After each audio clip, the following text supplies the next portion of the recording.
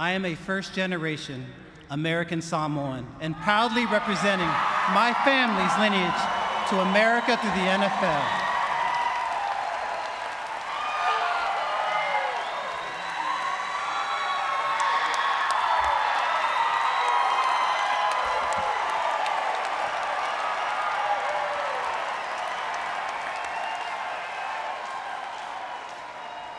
My Uncle Kennedy instilled in me, who's a current running backs coach for the Minnesota Vikings. He instilled in me an authentic respect and passion for the game. His intensity has inspired not just me, but countless athletes to revere and love the game at all costs. Uncle, you're a true coach, not just in sport, but in life.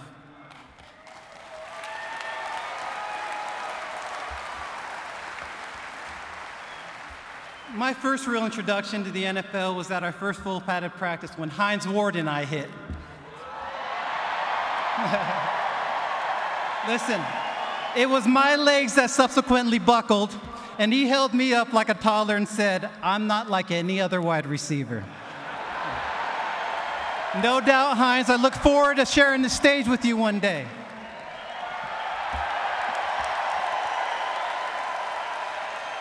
My locker partner and mentor, unfortunately, was a Notre Dame running back, whose name doesn't need to be mentioned.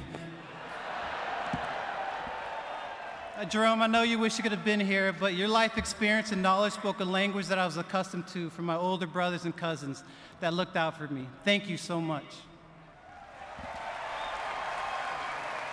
The patriarch of Steelers football, Joe Green. He defined a standard that we would all struggle to emulate decades later. When Joe was at the front office, the scouting department, elated for a defensive prospect, sought Joe's approval. He wouldn't give it because this prospect didn't properly retaliate when slapped. This story planted deep in my psyche. When a rival opponent stood over me during the game, let's just say the NFL made more money that day. No matter how times have changed, as Coach Tomlin often says, the standard is the standard.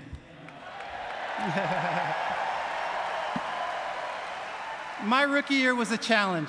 I couldn't make a play of any significance. I recall reading the newspaper earlier in the season labeling me a first-round bust. When I vowed not to read any sports column hoping it would somehow change, Mr. Dan Rooney approached me for our very last game and said, "Don't pay attention to what they're saying about you. I think you're doing fine." I said, "Mr. Rooney, they're still talking bad about me?" Coach Cowher would teach us to embrace misery by forcing us to practice outside no matter the weather, recalibrating us to love the hot, humid camp days and bask in the bitter, cold frost of game days. He instructed us to embody the Yinzer spirit of hard work, humility, and toughness, coupled with loyalty so that we could accurately represent the city of Pittsburgh. Thank you, Coach.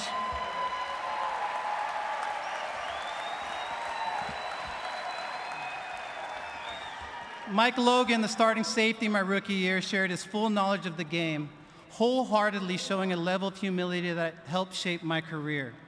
Like many other teammates, his selflessness paved a greater opportunity for others at his own expense.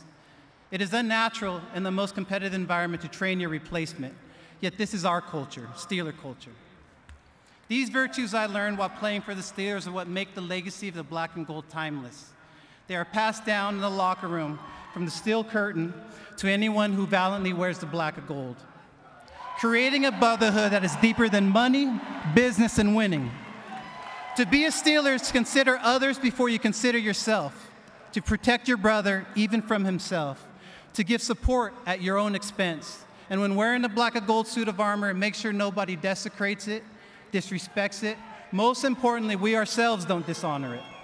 The only approval any Steeler should seek is to earn the approval from previous legends who have donned the black and gold. And if you've really earned their respect, they'll say, "You could have played with us."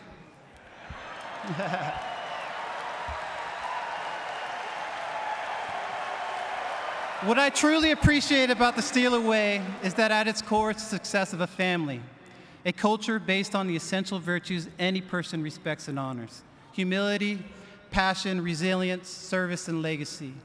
Being the youngest son, brother, cousin, and nephew leaves me with a lot of older siblings, moms, and dads. They have given me everything anyone could have possibly given, mentally, physically, and spiritually. I never had to ask for anything. I was nourished by everyone in every way. Living with different ethnicities, traditions, ideologies left me little to say or ask for. I've lived and learned from all my heroes. But like most young people, I also admired all these amazing athletes that have influenced their sport and culture, and even world history.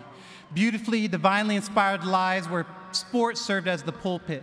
Patriarchs of culture and sport, leaders. We all know and aspire to have those qualities. What better person teaches the game of football than Hall of Fame defensive coordinator Dick LeBeau?